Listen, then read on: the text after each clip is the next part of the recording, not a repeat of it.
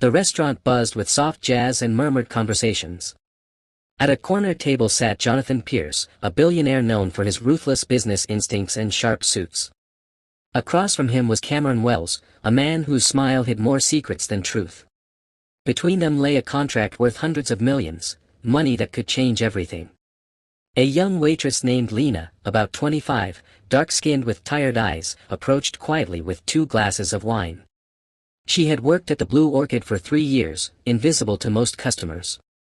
But tonight, something about this table made her uneasy. Her gaze fell on the contract's header. She'd seen that company's name before. Somewhere that name had meant trouble. As she placed the glasses down, she heard Cameron's voice dripping with charm. "Just sign, Jonathan. By next week, your profits will triple." Jonathan nodded absently, scanning the document. His pen hovered near the dotted line. That's when Lena noticed something. The logo on the page wasn't new. It belonged to a firm she once worked for, a firm that went bankrupt overnight after scamming hundreds of workers, including her father. Her heart pounded. She stepped back, torn between fear and conscience. What if she was wrong? What if she lost her job for interfering? But what if she stayed silent and let another innocent person fall into that same trap? Finally, she took a deep breath, leaned close to Jonathan, and whispered, "Sir, please, don't sign this." Jonathan froze, startled. Cameron's smile vanished for a second before returning, tighter this time. "What did she just say?" he asked sharply. Lena stepped back, trembling. I'm sorry, sir. I recognize that company's name. They ruin lives." The billionaire studied her face, nervous but sincere. He looked down again, this time noticing faint inconsistencies in the document's watermark. Something clicked. He turned to Cameron.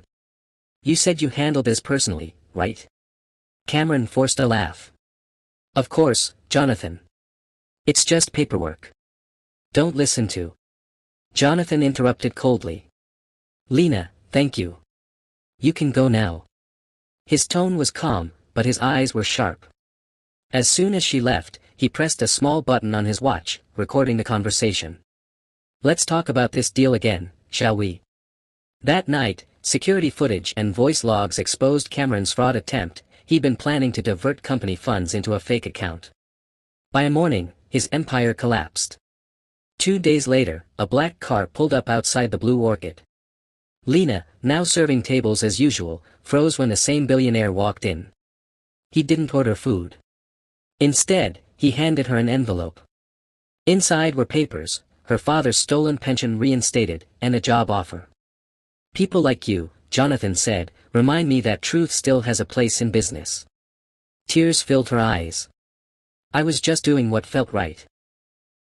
He smiled softly. "That's what makes it rare." And as he walked out, the jazz in the background seemed to play a little louder, a little prouder, like the world itself was clapping for the girl who dared to whisper the truth.